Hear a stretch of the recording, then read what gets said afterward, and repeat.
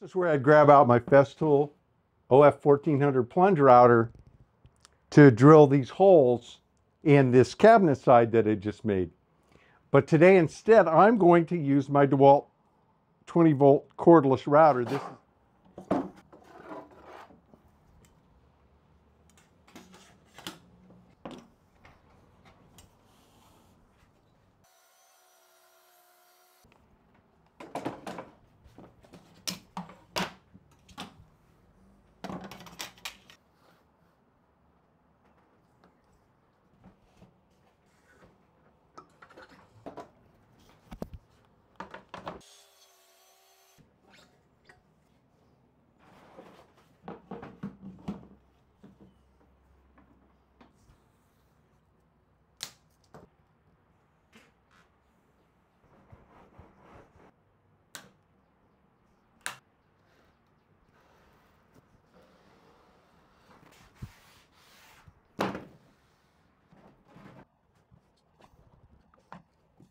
This is where I'd grab out my Festool OF1400 plunge router to drill these holes in this cabinet side that I just made.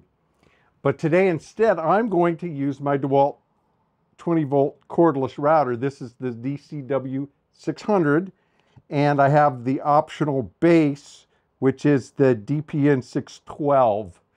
I'll put all of this in a link. The LR32 system is made by Festool, so the adapters work with Festool routers, not with other brands. So how am I going to do that? TSO sent me an adapter plate, and they also sent me an 8mm collet to work with this. So this is the kit that I got.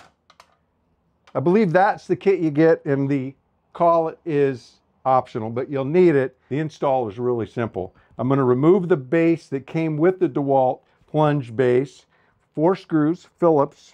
Going to reuse those same screws to install the TSO base. Move the 1/4-inch collet, put in the 8mm collet. Next, I'll attach the Festool LR32 base plate and then the provided knobs. With it lined up, tighten the knobs.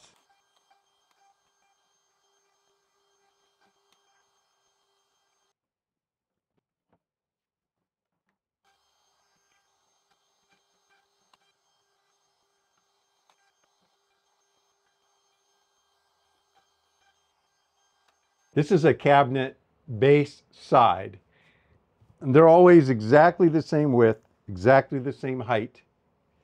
And the holes from the front side are always drilled 37mm in, and the ones in the back, it's my setup, but they're always 89mm in. Typically, I will take all of my sides. Of course, I'm in production, I'm building cabinets. I would have ripped a bunch of these, cross-cut a bunch of these, edge tape first, because the edge taping has to go on because the offset of the holes are based on finish. Then I would have ran all of these through the router table and made that groove top to bottom. That's for that back to drop in. But TSO included this little plastic block, which would allow me to use this setup to make the groove. And I'll show you how I do that. The groove for the back of the cabinet is 6mm wide, 6mm bit. If you're using Imperial, that's 1/4. So I'll have to change back to the stock collet. Smart LR32 jig offsets work off the center of the cut. And I know I want the edge of that 6mm cut at 18mm. So I'll just have to do the math on that. Since it is 6, I'll just add 3 to the 18 I want, and that'll get me the 6. So 21. As I run this groove, I don't want the indexer to fall into these holes every 32mm. That'd be a bit of a hassle. That's where the block comes in handy. I'll just pop this up so that pulls the pin up, and then there's a notch on it and a little magnet.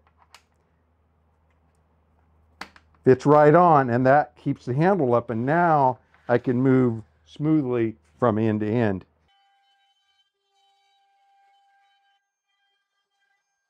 Now I can use the LR32 jig not only to make the system holes, but also grooves, dados, and even rabbets.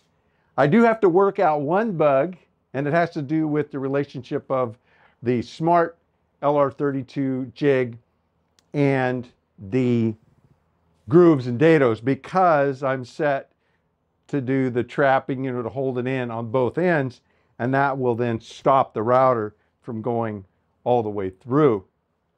The beauty of this is that I can use this on my track without any of the holes, so any of the Festool tracks, and that means I can use my long one too. For me, I'll use my router table for almost all of my grooves, my dados and my rabbets, but the idea of being able to grab any of my rails and a cordless router like this and make a groove just by putting it on my material right where I need it and clamping it and just making that cut. I could see that being really handy on the job where maybe the router table isn't set up, or maybe I'm in a situation where I've got a bunch of tall bookcase sides that I need to run through, and maybe I don't quite have the space to do it. It's just nice to have alternatives. If you have the Festool LR32 or you're thinking about getting it and use the Dewalt system, then this little plastic plate might be just the ticket.